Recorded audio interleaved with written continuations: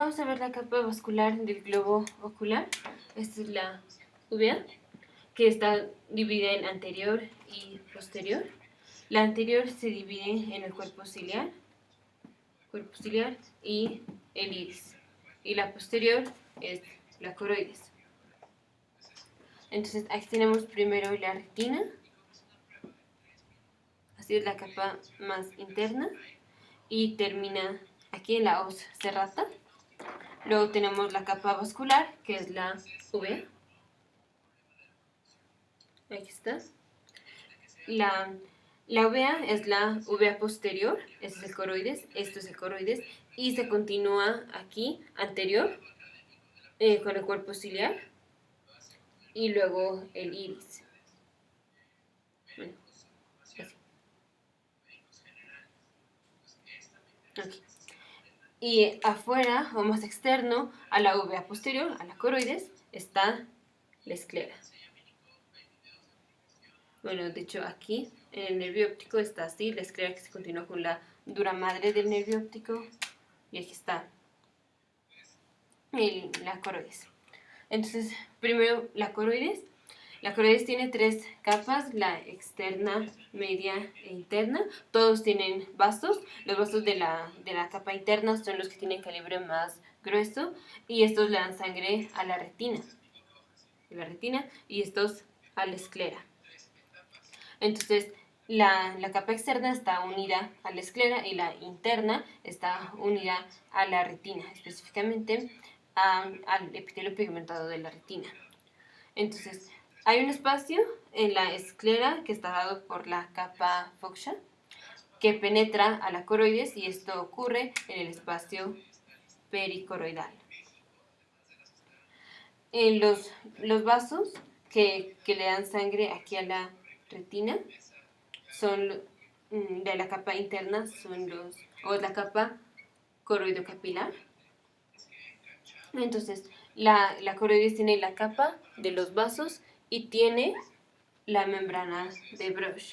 Esta membrana es la que está en contacto con la retina, con el epitelio pigmentado de la retina.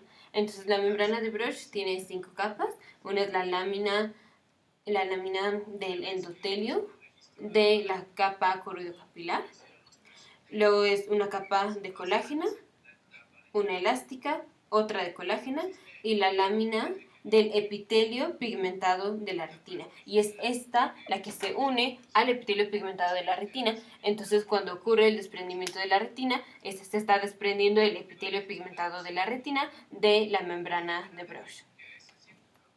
Luego tenemos aquí en la coroides hay un poco de epitelio pigmentado, hay un poco de melanocitos, macrófagos y así, solo que aquí hay un poco de pigmento.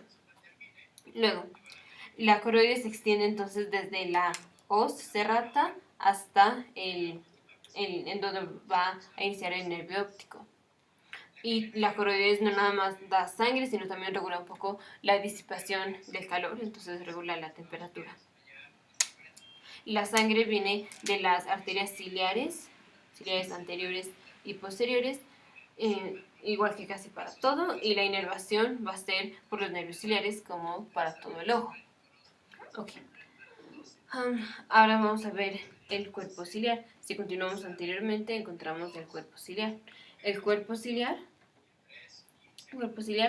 tiene procesos ciliares y el músculo ciliar. Entonces, aquí está el músculo ciliar y aquí están los procesos. Los procesos ciliares son los que forman las fibras sonulares, que son los ligamentos suspensorios del cristalino. Aquí está el ligamento suspensorio y acá está el cristalino.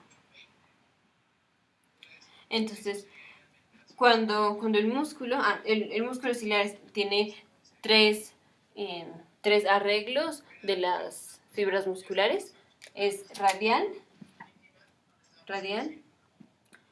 longitudinal y circular. El radial es lo mismo que oblicuo.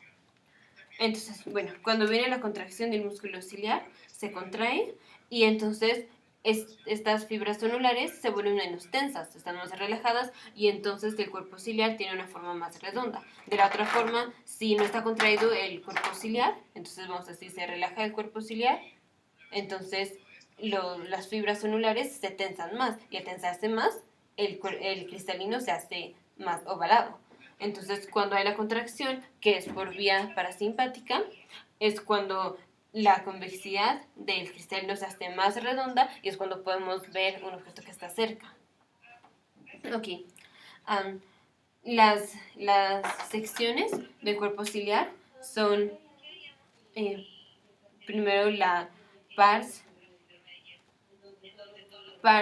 plicaris y pars plana.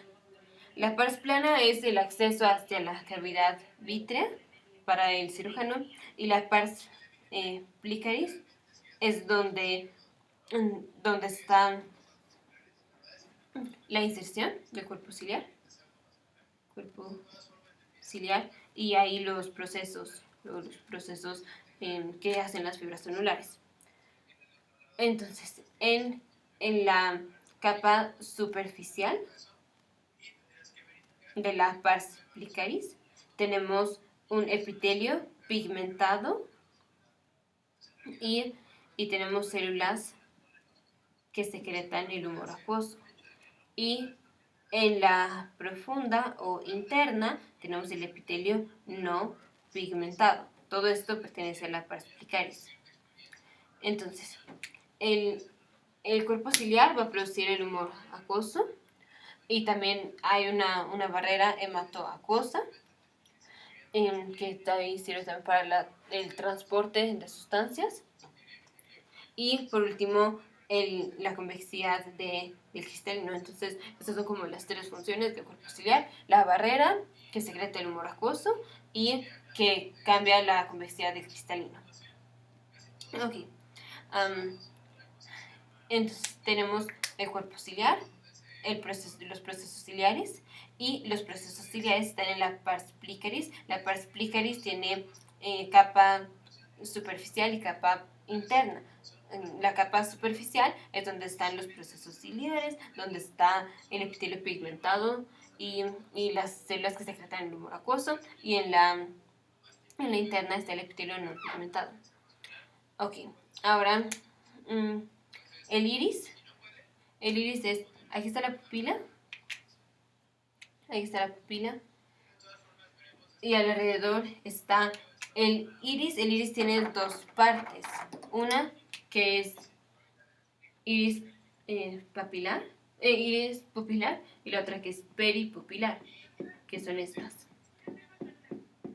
Entonces, el iris funciona como un diafragma, como está el iris es el tamaño de la pupila. Entonces, si el iris está muy, digamos, así, entonces la pupila está muy chica. Si está así, la pupila está dilatada. La pupila es un hoyo, no es una estructura, es un agujero. De hecho, o sea, lo que vemos a través de la pupila es la retina. Ok, entonces, el iris tiene un epitelio posterior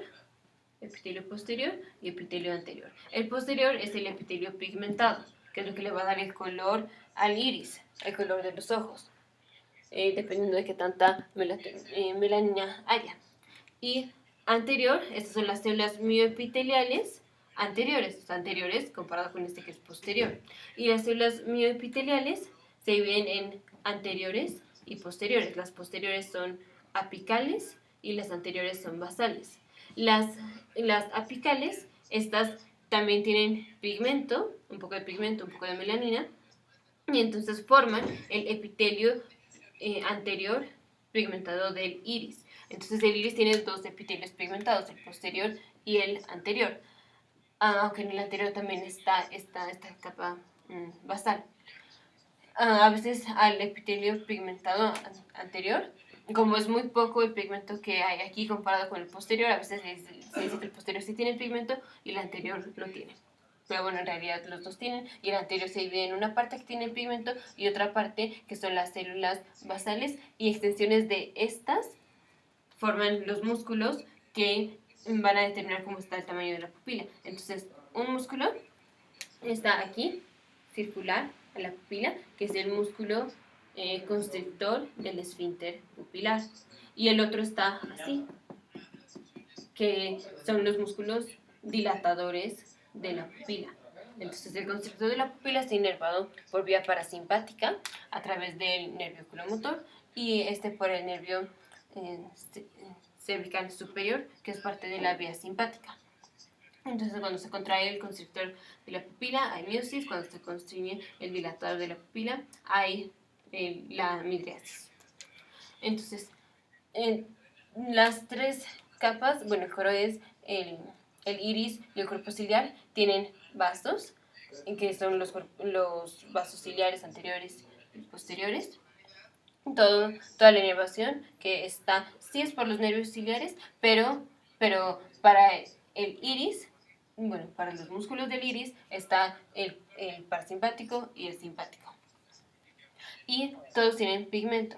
Aquí la coroides tiene un poco de pigmento y el cuerpo ciliar y el iris tienen epitelios, digamos, pigmentados y no pigmentados, más o menos. Entonces, el epitelio pigmentado del iris, el epitelio pigmentado del cuerpo ciliar, epitelio pigmentado se continúa con el epitelio pigmentado posterior del iris, esto para acá adelante, y para acá se continúa el epitelio pigmentado del cuerpo ciliar, se continúa con el epitelio pigmentado de la retina, con la retina está aquí en naranja.